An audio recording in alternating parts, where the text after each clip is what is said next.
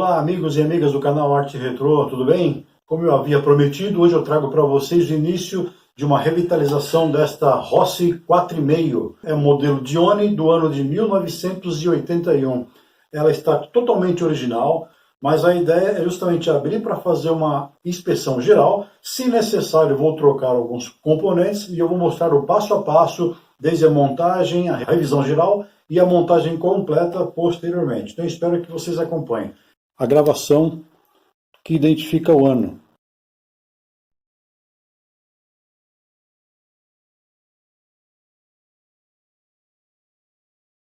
E ele é fabricação nacional. A gente observa aqui no cano, Made in Brasil. Fabricante Rossi, calibre 4,5. Está aqui a mira dela, original. Massa de mira também original, que é soldada ao cano, é fixa, ela não tem ajuste. Ela está faltando um parafuso aqui na telha da coronha, que está dando um certo jogo.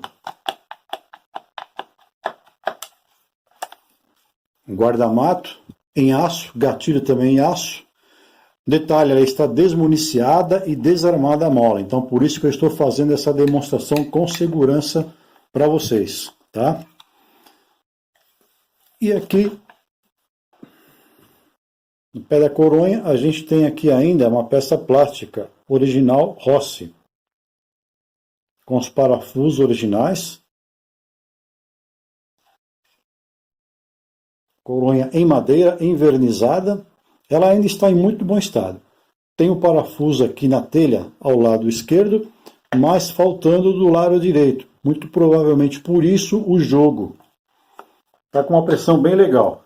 A pressão de acionamento também, eu vejo que ela está bem satisfatória. Mas eu fiz alguns disparos e ela está legal. O que é interessante nesse modelo é que ela não tem trava de gatilho. Então quando a gente segura aqui e aperta o gatilho, eu libero a mola.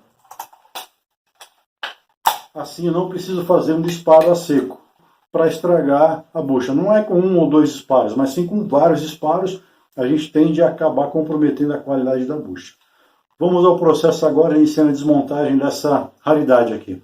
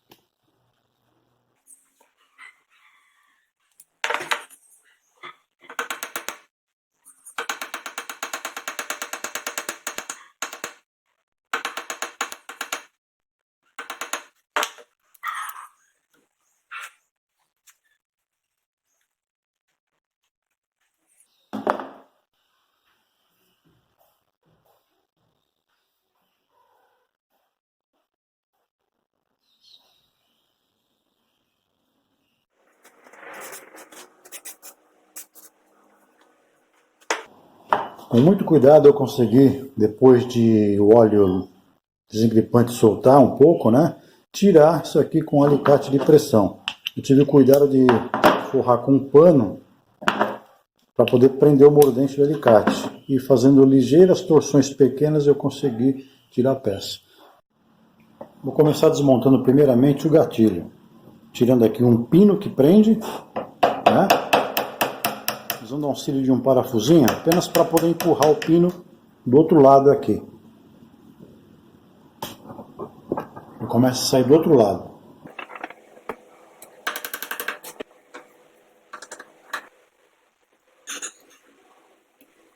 Muito bem, o gatilho, a mola do gatilho.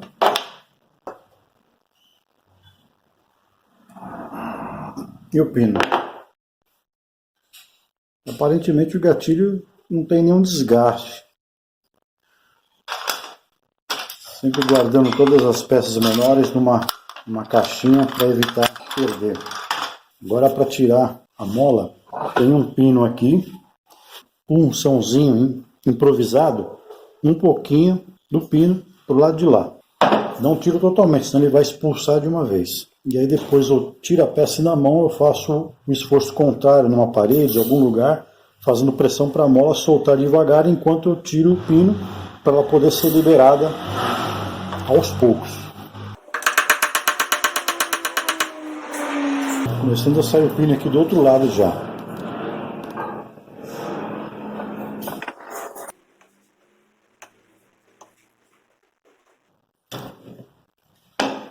Saiu. Tem uma boa pressão. Na hora de colocar, vai ser mais difícil de colocar assim no processo manual. Especialmente se eu tiver que colocar uma mola nova. Ó, tá aqui o pino.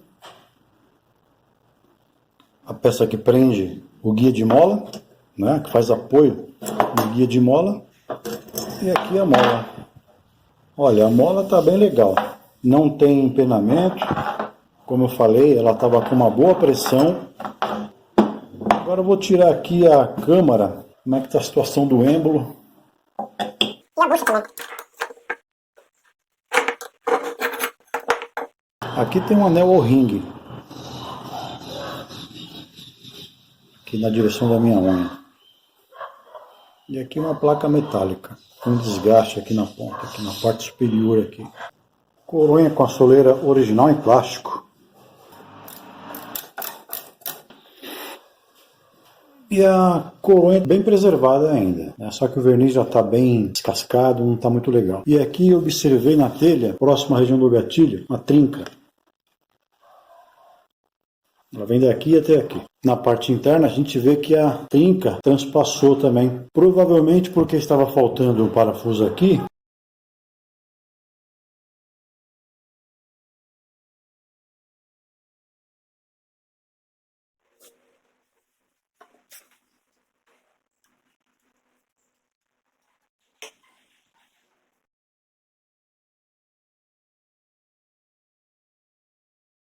Agora é lavar todas as ferragens com querosene para tirar graxa velha, sujeira.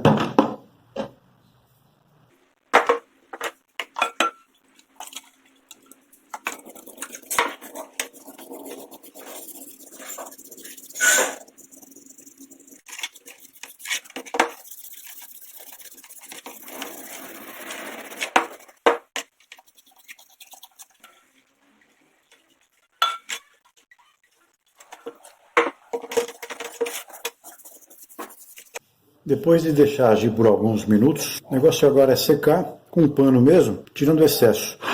E eu vou fazer uma limpeza agora da ferrugem. Agora uma técnica para retirar a ferrugem desse cano, nesse tubo, aliás, na câmara e no cano, né? Porque a oxidação original já está bem desgastada, mas dá para ficar com um resultado bom com a seguinte técnica. Uma palha de aço, vulgarmente conhecido como bombril, e óleo de máquina. A gente embebe bem à vontade, mas bastante óleo mesmo, bastante, não pode ter dó. Uma palha de aço e vai fazer uma pressão bem moderada, bem leve sobre o cano, ou seja, vai estar com bastante óleo e a gente faz um movimento contínuo no sentido do comprimento para poder tirar toda a ferrugem, porém mantendo a oxidação ainda remanescente original desta peça. Então a gente repete esse processo aqui com bastante óleo, reforça bem no óleo. Então a gente faz uma remoção mecânica da camada de ferrugem. A pressão tem que ser bem moderada, que é para não retirar a oxidação de fábrica ainda. A intenção é retirar apenas o ferrugem. A gente repete esse processo aqui por um bom tempo. Tem que ter paciência, calma, não exercer pressão demasiada. E a gente faz esse mesmo procedimento também no cano. Com um pano limpo, a gente retira esse óleo e vai observando como é que está o resultado. Olha o pano. Vai tirando toda a ferrugem. A gente faz um tempinho, faz a limpeza com o pano e observa se chegou no resultado desejado. O procedimento é o mesmo. Embeber a esponja de aço, a lã de aço, com bastante óleo. Eu uso óleo Singer. Tá? Tem que ser um óleo similar, com a mesma qualidade e a mesma viscosidade. Repete o processo. Bom, aqui eu fiz a remoção da ferrugem, mantendo ainda remanescente a oxidação negra da peça. Já conseguimos ver aqui, ó, Rossi 4,5. O ideal é sempre manter limpo, passa um pano, uma película de óleo, e é isso. E o cano, a mesma coisa. Eu fiz esse processo com a palha de aço e o óleo Singer por 3 vezes até conseguir remover toda a ferrugem. Ficou bem satisfatório o resultado. Pano de fabricação dela.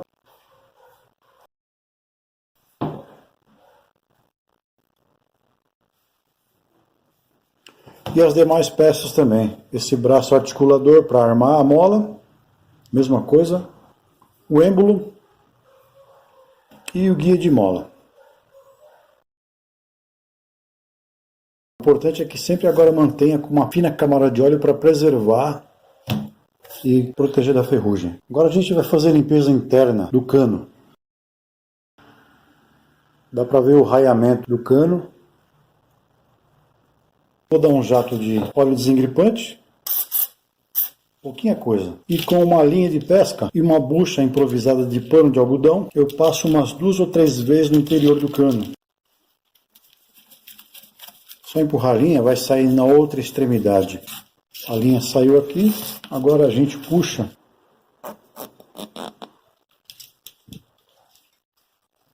Simples assim. Vai sair na outra extremidade. Sai até rápido.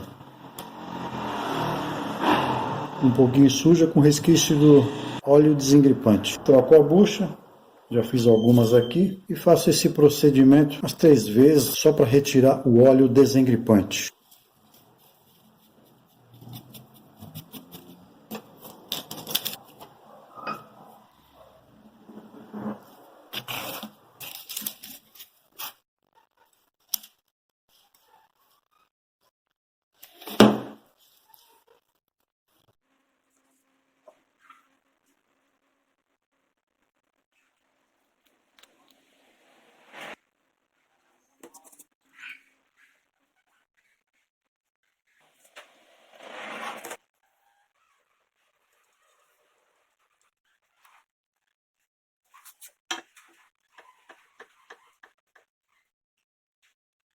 Todas as peças estão prontas, limpas e agora só aguardando a montagem. A única peça que eu vou ter que fazer um trabalho é a substituição desse sistema aqui de O-ring, que foi adaptado, que não é original, para uma bucha original em PU, que é o sistema original dessa carabina.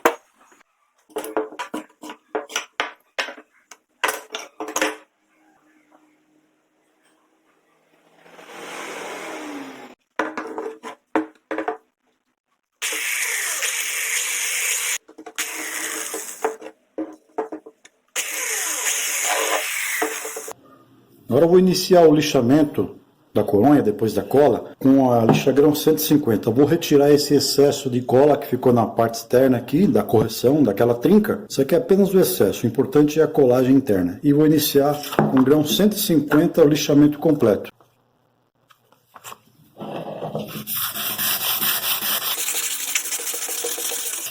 O lixamento tem que ser até retirar toda a camada de verniz e deixar apenas a madeira. Então é um processo um pouco demorado.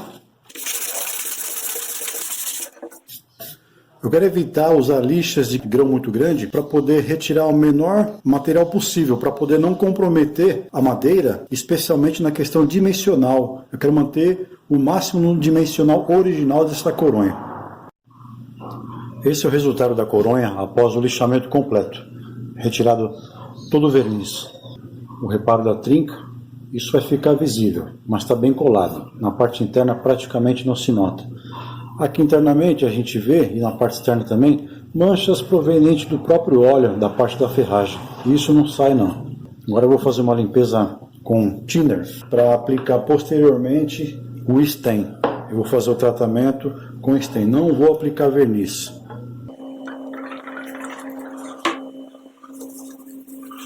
Olha como chama a cor natural da madeira, muito bonita. O legal é que vai ficar bem destacado os veios da madeira.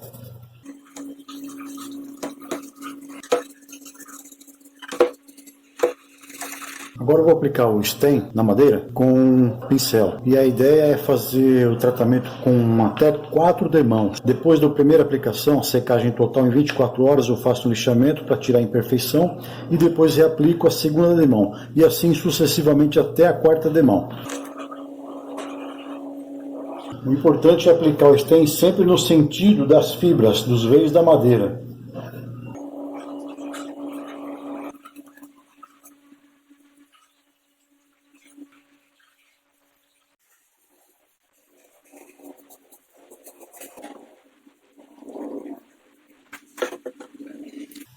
O bom do stain é que ele é um impregnante, ele penetra nas fibras da madeira, diferentemente do verniz, que cria apenas uma camada superficial. Apesar de ter um acabamento bonito, o verniz, ele não impregna. A vantagem do stain é essa, ele impregna, penetra nas fibras da madeira, tem também uma ação antifúngica e repelente de umidade. O acabamento dele é acetinado, mas ao final a gente vai fazer uma aplicação de cera de carnaúba ou cera automotiva à base de carnaúba, o que promove, além do brilho também, uma proteção extra superficial.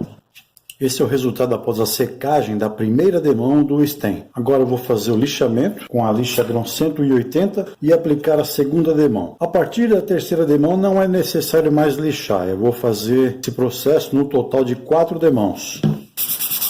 É apenas um lixamento leve para tirar qualquer imperfeição da superfície.